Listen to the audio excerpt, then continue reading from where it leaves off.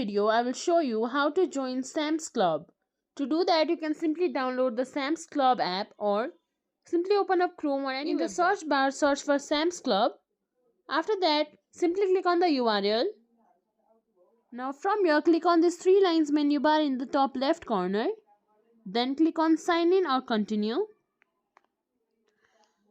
Now if you already had an account, you could simply put in your email, your password and continue.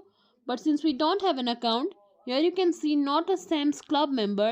Join now. Click on it. After that, you'll get this membership package. You'll have to buy either the plus one or the club one.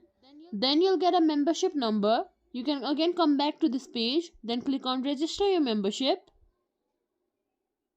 From here, put in your membership number, your first name, last name, then continue.